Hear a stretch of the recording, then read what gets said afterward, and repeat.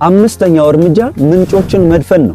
የሚያንጠባጥብ ጣሪያ ቀዳዳዎቹ እስካልተደፈኑ ድረስ መንጠባጠቡን እንደማያቆም አንተም እንዲሁ በተደጋጋሚ የፖርኖግራፊ ምስሎችን እንድታይ የሚያደርጉህን ቀዳዳዎች ልትደፍናቸው ይገባል። ይህን እስካላደረክ ድረስ በፍጹም ከፖርኖግራፊ ሱስ ነፃ ልትወጣ አትችልም። በፍጹም መንጠባጠቡን አያቆምም። ፖርኖግራፊን እንድታዩ ከሚያደርጓችሁ ነገሮች መካከል አንደኛው ስልካችሁ ነው። ሌላው ብቸኝነት ነው።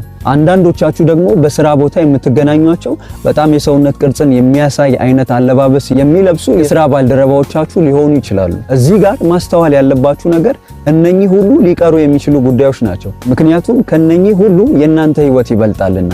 መጽሐፍ ቅዱሳችን በዚህ ዙሪያ በማቴዎስ ወንጌል ምዕራፍ 5 ከቁጥር 29 እስከ 30 ያስቀመጠው አንድ ጠንከር ያለ ትእዛዝ አለ። ክፍሉን አብረን እናንብበው። ቀኝ ዓይንህም ብታሰናክልህ አውጥተህ ካንተ ጣላት። ሙሉ ሰውነትህ በገሃነም ከሚጣል ይልቅ ከአካላትህ አንድ ቢጠፋ ይሻልሃልና። ቀኝ እጅህም ብታሰናክልህ ቆርጠህ ካንተ ጣላት።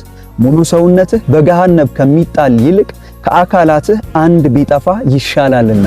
እጅግ በጣም የሚገርም ነው። በዚህ ዙሪያ የመጨረሻ የምላችሁ ነገር እናንተም ልክ እንደዚሁ በፖርኖግራፊ ህይወታችሁ ከሚበላና እጅግ በጣም ከባድ የህሊና ቀውስ ውስጥ ከምትገቡ ሁልጊዜ የፖርኖግራፊ ምስሎችን እንድታዩ የሚያደርጋችሁን ስማርት ስልክ ራሳችሁን መቆጣጠር እስክትችሉና እስክትጠነክሩ ድረስ ትንሽዬ በሆነ ስልክ ብትቀይራት ይሻላል። መጽሐፍ ቅዱሳችን ዓይን ብታሰናክልህ ብሎ እንደሚል ማለት ነው።